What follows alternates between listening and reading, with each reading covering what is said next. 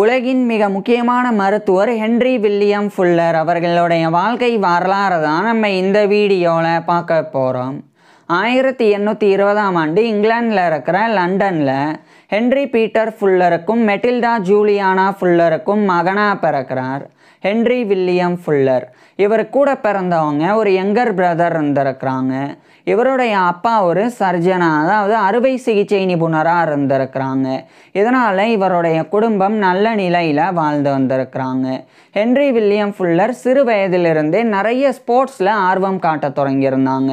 குறிப்பாக cricket விளையாடுறதுல Henry William fuller கூடுதல் ஆர்வம் காட்டி வந்தாங்க.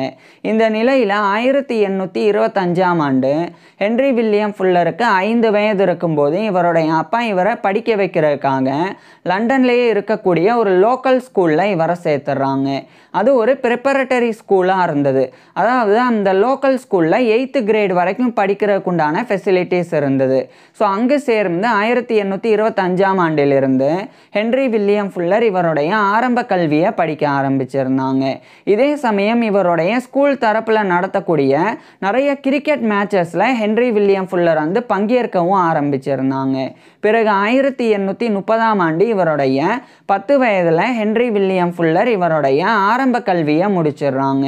இதுக்கப்புறமா அதே லோக்கல் ஸ்கூலில் 8th கிரேட் வரைக்கும் படிக்கிறதுக்கு உண்டான ஃபெசிலிட்டி இருந்தனால தொடர்ந்து இவருடைய உயர்கல்வியையும் ஹென்றி வில்லியம் ஃபுல்லர் வந்து அந்த லோக்கல் ஸ்கூல்லையே கண்டினியூ பண்ண ஆரம்பிக்கிறாங்க. அதாவது இவருடைய 5th கிரேட் முடிச்சுட்டு 6th கிரேடில் இருந்தும் அதே லோக்கல் ஸ்கூல்லேயே இவர் வந்து இவருடைய பள்ளி பாடங்களை படித்து வந்தாங்க. இந்த காலகட்டத்தில் ஹென்றி வில்லியம் ஃபுல்லர் வந்து கிரீக், லட்டின் போன்ற கிளாசிக்கல் லாங்குவேஜஸை கற்றுக்கிட்டு வந்தாங்க. இதுக்கப்புறமா 1833ஆம் ஆண்டு இவருடைய 13 வயதில் ஹென்றி வில்லியம் ஃபுல்லர் இவருடைய மிடில் எஜுகேஷனை, அதாவது இவருடைய 8th கிரேடையும் அந்த லண்டன் லோக்கல் ஸ்கூல்ல இருந்து முடிச்சிடுறாங்க. இதுக்கப்புறம் இவருடைய அப்பா இவருடைய உயர்கல்விக்காக இவரை இங்கிலாந்தில் இருக்கிற லண்டன்ல இருந்து அதே இங்கிலாந்தில் இருக்கிற வெஸ்ட் மிட்லாண்ட்ஸோடைய வாரிக்ஷயரில் இருக்கிற ரக்பிக்கு இவரை அனுப்புகிறாங்க.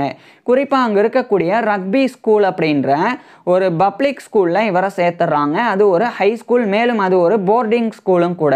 அதாவது போர்டிங் ஸ்கூல் அப்படின்னா அந்த ரக்பி ஸ்கூலில் தங்கி படிக்கிறதுக்கு உண்டான ஃபெசிலிட்டிஸ் இருக்குது. ஸோ அந்த ரக்பி ஸ்கூலில் 1833ஆம் ஆண்டு ஹென்றி வில்லியம் ஃபுல்லர் வந்து இவருடைய அப்பா மூலமாக சேர்க்கப்படுறாங்க.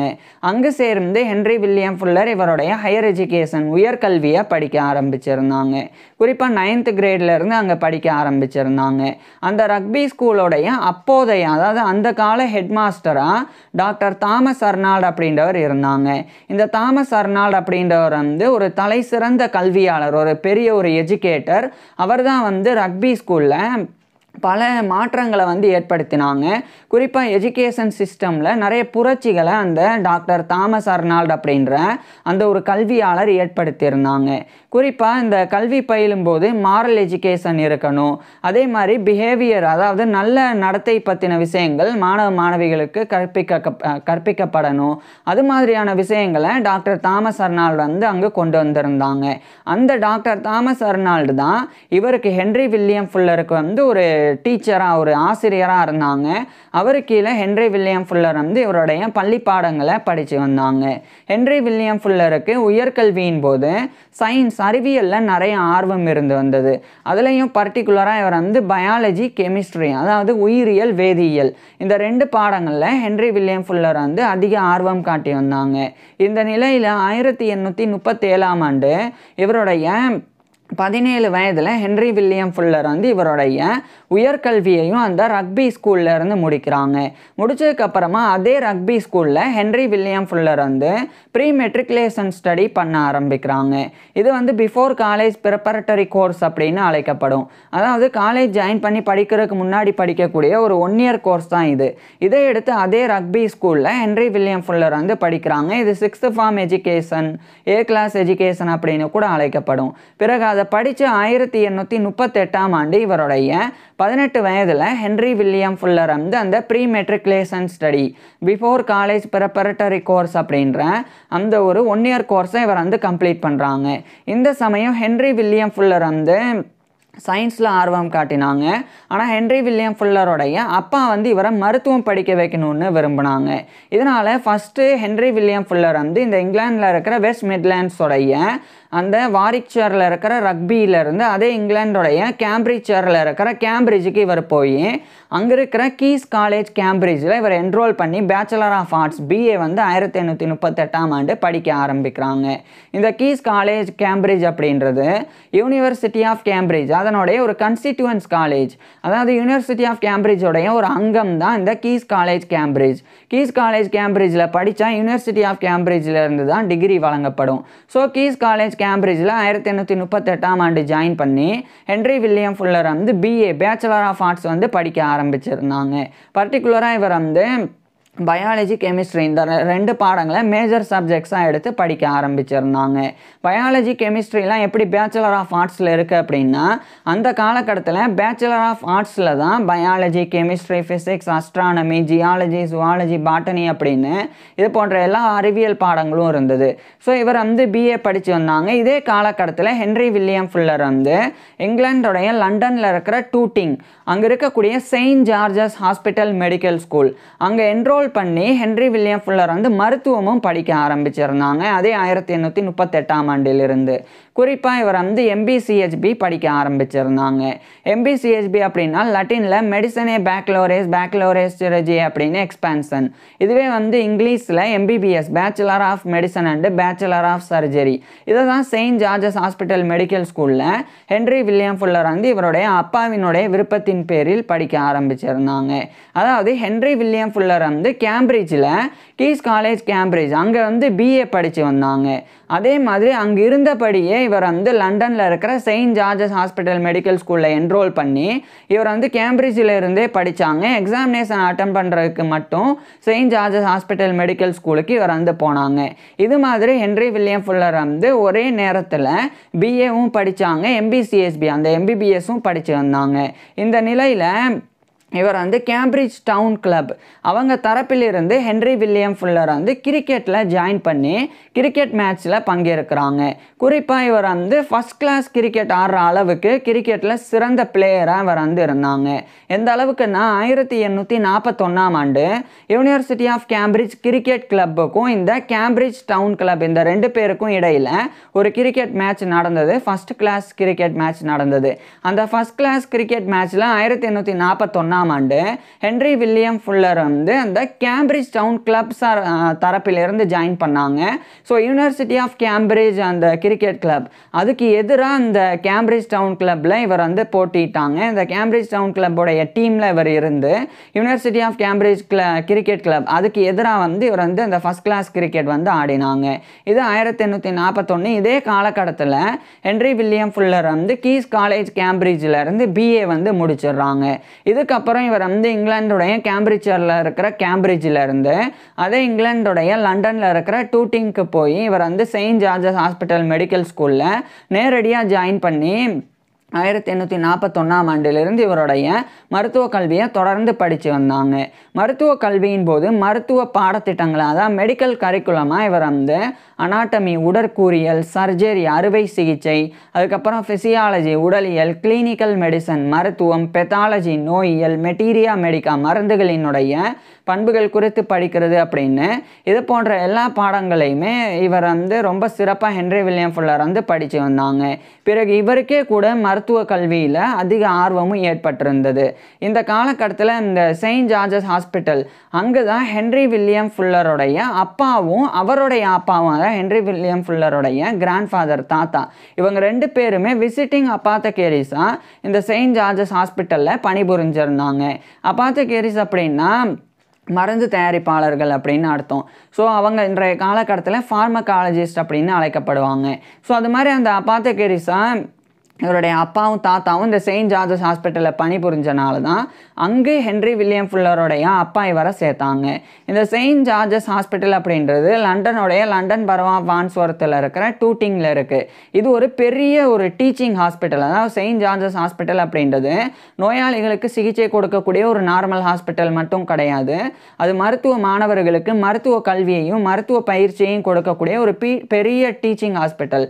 அதனால தான் இந்த செயின்ட் ஜார்ஜஸ் ஹாஸ்பிட்டல் ஹாஸ்பிட்டலோடைய கேம்பஸில் ஒரு மெடிக்கல் ஸ்கூல் இருக்குது.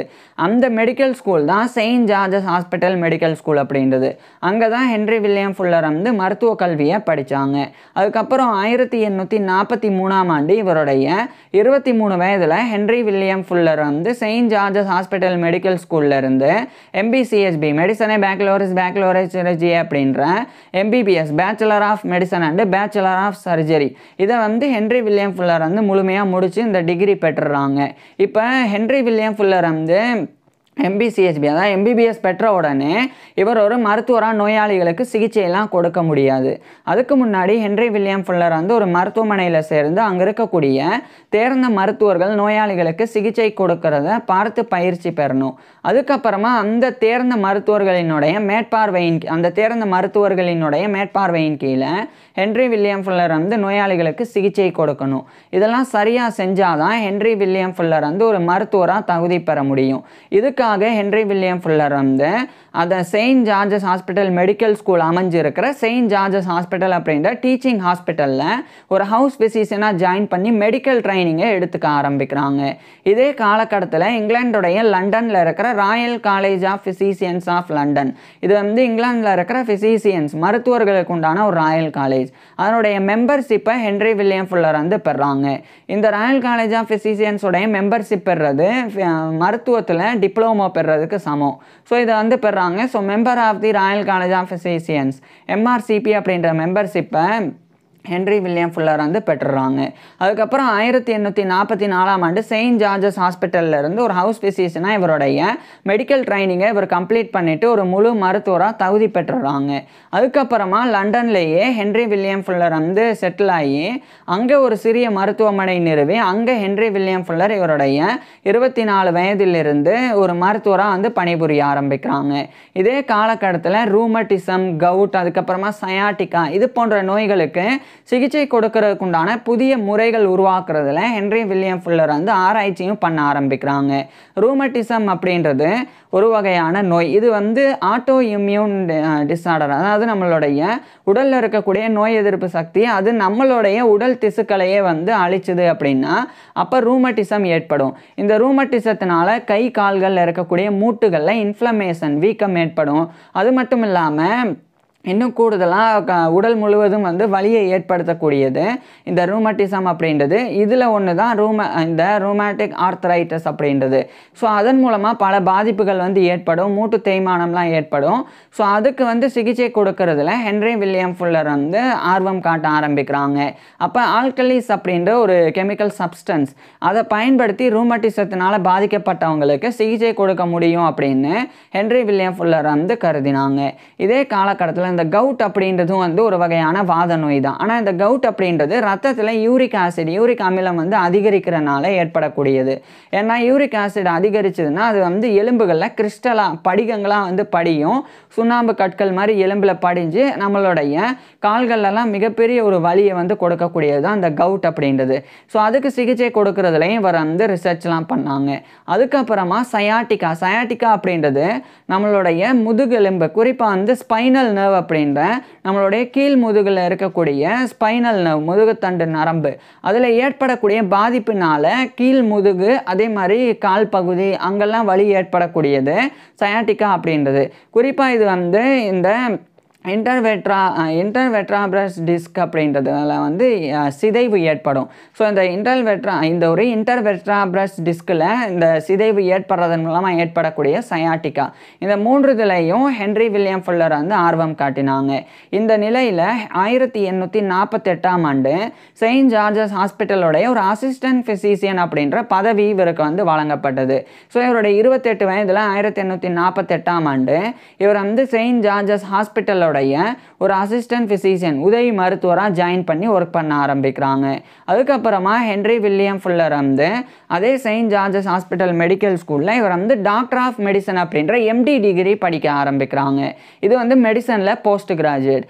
தொடர்ந்து படித்து 1850கள் காலகட்டத்தில் ஹென்றி வில்லியம் ஃபுல்லர் வந்து தொடர் ஆய்வுகள்லையும் ஈடுபட்டாங்க. இதுக்கப்புறமா இந்த ரூமட்டிசம் அதே மாதிரி இந்த கவுட் அதுக்கப்புறம் சயாட்டிக்கா இது குறித்து ஒரு முக்கியமான ஒர்க்கையும் எழுதி வந்தாங்க. இந்த காலகட்டத்தில் ஹென்றி வில்லியம் ஃபுல்லர் ஒரு முக்கியமான விஷயத்தை வந்து ஒரு தியரியாக முன்மொழிஞ்சாங்க. அதாவது கவுட் அப்படின்றது வந்து யூரிக் ஆசிட்டோடைய ரத்தத்தில் யூரிக் ஆசிட்டோடைய அளவு அதிகரிக்கிறனால ஏற்படுறது கவுட். அதே மாதிரி ரூமட்டிசம் அப்படின்றது ரத்தத்தில் லாக்டிக் ஆசிட் அப்படின்ற ஒரு வகையான அமிலம் வந்து அதிகரிக்கிறனால தான் இந்த ரூமட்டிசம் ஏற்படுது அப்படின்னு சும்மா ஒரு தியரி மாதிரி ஹென்றி வில்லியம் ஃபுல்லர் வந்து முன்மொழிஞ்சாங்க. இது வந்து தியரி தானே ஒழிய இது வந்து கன்ஃபார்ம் அப்படின்னு சொல்லி ஹென்றி வில்லியம் ஃபுல்லர் வந்து எங்கேயுமே சொல்லலை. ஒரு கோட்பாட்டாக இதை வந்து வெளியிட்டாங்க. அதில் இவர் சொன்ன விஷயங்கள் கவுட் அப்படின்றது அப்நார்மல் மெட்டாபாலிசத்தினால, அதாவது மெட்டாபாலிசம் அப்படின்றது வளர்சிதை மாற்றம், நம்ம உண்ணக்கூடிய உணவில் இருக்கக்கூடிய ஊட்டச்சத்து சரியான முறையில் வளர்சிதை மாற்றம் அடையாமல் இருந்தால் அப்போ இந்த யூரிக் ஆசிட் வந்து ரத்தத்தில் அதிகரிக்கும். அதே மாதிரி தான் ரூமட்டிசமும் ஒரு அப்நார்மல் மெட்டாபாலிசத்தினால ஏற்படக்கூடியது. லாக்டிக் ஆசிட் வந்து சரியாக வந்து இல்லாமல் அதிக அளவில் ரத்தத்தில் இருந்தால் ரூமட்டிசம் ஏற்படும் அப்படின்னு ஹென்றி வில்லியம் ஃபுல்லர் வந்து அதை தெரிவித்தாங்க. இவர் நம்பினது ஒன்று சரி, இந்த கவுட் அப்படின்றது யூரிக் ஆசிட் வந்து அதிகரிக்கிறனால தான் ஏற்படுது அப்படின்னு ஹென்றி வில்லியம் ஃபுல்லர் சொன்னது வந்து சரி. ஆனால் ரூமட்டிசம் அப்படின்றது ஒரு ஆட்டோ இம்யூன் டிசீஸ் தான், அது வந்து இந்த லாக்டிக் ஆசிட் அதிகரிக்கிறனாலலாம் ஏற்படுறதில்லை. ஆனால் ஹென்றி வில்லியம் ஃபுல்லர் அந்த காலகட்டத்தில் அப்படி தான் நம்பினாங்க. அதுக்குண்டான விஷயங்களை தான் இவர் வந்து தெரிவித்து வந்தாங்க. இந்த நிலையில் இவர் வந்து சயாட்டிக்கா, கவுட், அதேமாதிரி ரூமட்டிசம் இதுக்கு சிகிச்சை கொடுக்கறதுக்குண்டான முறைகள், குறிப்பாக ரூமட்டிசத்துக்கு ஆல்கலைஸ் பயன்படுத்துறது, அதேமாதிரி கவுட், அதுக்கப்புறம் சயாட்டிக்கா இதுக்கு தேவையான சில மருந்துகள் பயன்படுத்துறது அப்படின்னு இது சார்ந்து ஒரு ஒர்க்கை இவர் வந்து எழுதி வந்தாங்க. இந்த நிலையில் 1852ஆம் ஆண்டு ஹென்றி வில்லியம் ஃபுல்லர் வந்து இவருடைய 32 வயதில் செயின்ட் ஜார்ஜஸ் ஹாஸ்பிட்டல் மெடிக்கல் ஸ்கூலோடைய டாக்டர் ஆஃப் மெடிசன் அப்படின்ற எம்டி டிகிரியை முடிக்கிறாங்க. ஸோ அங்கேருந்து முடிக்கிறாங்க. அதுக்கப்புறம் அதே 1852ஆம் ஆண்டு ஹென்றி வில்லியம் ஃபுல்லர் வந்து அந்த royal college of physicians of London அதனுடைய மெம்பராக தேர்ந்தெடுக்கப்பட்ட மாதிரி ஒரு ஃபெல்லோவாகவும் தேர்ந்தெடுக்கப்படுறாங்க. So fellow of the royal college of physicians FRCP அப்படின்ற இந்த ஒரு பட்டத்தை, கௌரவத்தை 1852ஆம் ஆண்டு ஹென்றி வில்லியம் ஃபுல்லர் வந்து பெறாங்க. அதுக்கு அடுத்த ஆண்டு 1854ஆம் ஆண்டு தான் ஆன் ரூமட்டிசம், ரூமேட்டிக் கவுட் அண்டு சயாட்டிக்கா அப்படின்ற டைட்டிலில் ஒரு முக்கியமான ஒர்க்கு. இது 1853ஆம் ஆண்டு ஹென்றி வில்லியம் ஃபுல்லர் வந்து வெளியிட்டாங்க. இது ரொம்ப முக்கியத்துவமான ஒரு ஃபேமஸான ஒரு ஒர்க்காகவும் மாறி இருந்தது. ஏன்னா ரூமட்டிசத்தை ஆல்கலைஸ் பயன்படுத்தி சிகிச்சை கொடுக்கலாம். அதேமாதிரி கவுட், அதுக்கப்புறம் சயாட்டிக்கா இதுக்கு சிகிச்சை கொடுக்கக்கூடிய மருந்துகளினுடைய அளவுகளில் இவர் வந்து மாற்றம் வந்து ஏற்படுத்தியிருந்தாங்க. இதெல்லாம் வந்து சரியாக செயல்படுது அப்படின்றதையும் அதில் தெரிவிச்சிருந்தாங்க. அதனால் அது ரொம்ப ஃபேமஸான ஒரு ஒர்க்காக வந்து மாறினது. இதுக்கப்புறம் அதனுடைய 2வது பதிப்பு, செகண்ட் எடிஷனை 1854ஆம் ஆண்டு ஆன் ரூமட்டிசம், ரூமேட்டிக் கவுட் அண்டு சயாட்டிக்கா அப்படின்ற அதே டைட்டிலில் ஹென்றி வில்லியம் ஃபுல்லர் வந்து வெளியிடுறாங்க. இப்படி தொடர்ச்சியாக இது வந்து ரொம்ப ஃபேமஸ் ஆக ஆரம்பித்த பிறகு அடுத்தடுத்து ஹென்றி வில்லியம் ஃபுல்லர் வந்து பல பதிப்புகள், செவரல் அடிஷன்ஸ் வந்து ஆன் ரூமட்டிசம், ரூமேட்டிக் கவுட் அண்ட் சயாட்டிக்கா குறித்து தொடர்ந்து வெளியிட்டு வந்தாங்க.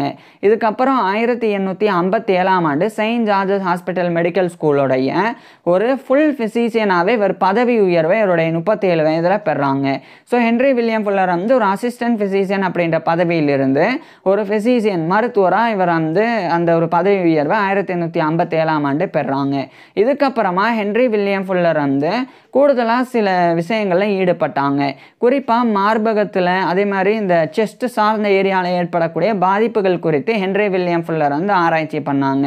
அதில் பர்டிகுலராக இருதயம், அதுக்கப்புறமா இரத்த நாளங்கள், அதில் ஏற்படக்கூடிய நோய்கள், அந்த நோய்களுக்கு கொடுக்கக்கூடிய சிகிச்சை முறைகள் குறித்து ஹென்றி வில்லியம் ஃபுல்லர் வந்து ரிசர்ச் பண்ணாங்க.